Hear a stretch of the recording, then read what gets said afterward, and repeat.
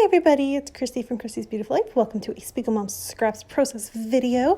Today I am going to be using this cut file with the Daydreamer sequins mix, which is from the October releases.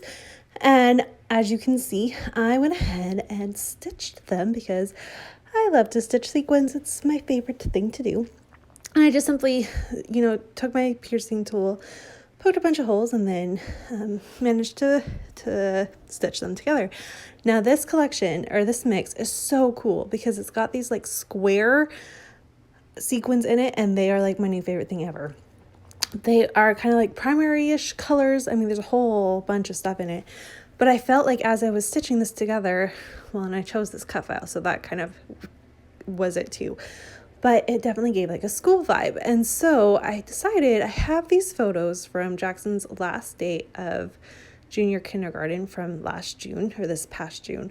And it was a really big thing for him because he had been in this, his preschool was in his daycare center. So he went from daycare to preschool within the same place. And he's been there since he was 2. So this was a huge step to be like, this was his last day there. He was never going back. He did go back for summer camp, but learning wise, really it was his last day. And it was such a big thing. And I had to document it. And I had to take photos with his 2 teachers. So the lovely lady in the yellow, that was his actual teacher. And she herself has a child with autism. So it was they were kindred spirits. It was really sweet. And then the other lady that you can see there was his support teacher. And they got along really, really well. And she misses him like crazy. I still take Nora to that daycare, so I get to see them and talk to them. But last year was such a good year for him. He had just a great time. And so I really wanted to document this because I feel like it's a really important part of his story. And I just feel like this cut file and these sequins just really help me do that. So you can see with that cut file, I did cut off the words. I only wanted to use the pencils, so I went ahead and did that. I like I need to be able to layer my photos, but I also like the idea of it not being so overwhelming.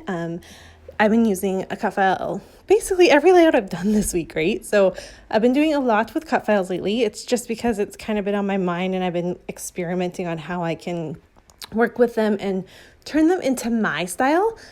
Again, I've talked about this a little bit, but I struggle with cut files because I'm so new to them and I don't like them to be overwhelming. So this I feel like is a really good happy medium. I was able to highlight the cut file, you can see it. I was able to do the sequins, which really show off the sequins, but yet my photos are still there. You still kind of see them first and then you see everything else. That is how I want my layouts to be. So I feel like this worked really, really, really well. I go ahead and pull out this birthday line from crepe paper. I think it's crepe paper. I felt like I knew it had words like yay and celebrate and hooray. And this was a celebratory occasion. So I felt like that would really work. And the yay is going to help me start the placement for my title.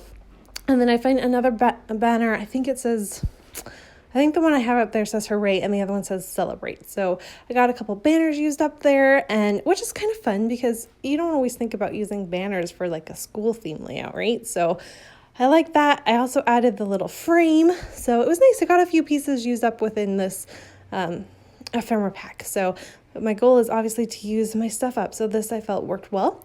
And of course I am looking at my 6x6 pattern papers. Now these pattern papers are ones I had in like a back to school type theme little bag. And I used basically all the Amy Tangerine ones.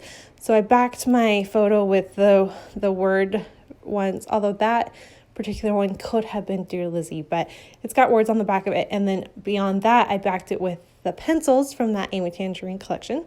And then I'm also going to go ahead and after I work on my title, you'll see I add a little bit more up top just to have a little pop of color up there. And then for my title, I decided to just be really simple. And it says, yay, last day of JK.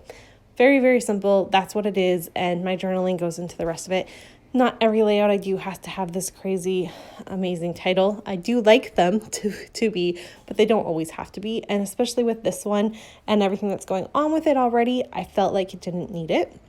So I go ahead, I had a couple options for the word JK, and JK stands for junior kindergarten, which will be explained in my journaling.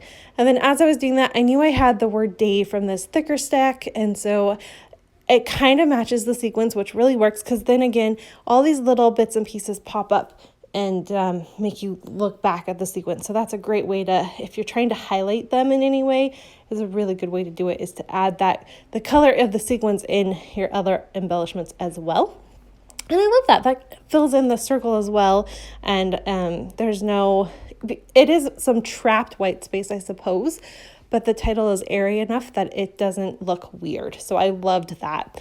Now I'm going to take these awesome scissors from that collection and cut just a little tiny strip, and I'm going to use that as a top border up there.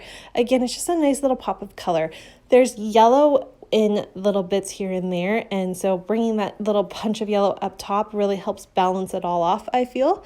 And then I'm looking at this and I'm like, okay, do I do mixed media? Because if it's wrong, I'm going to get really upset with myself.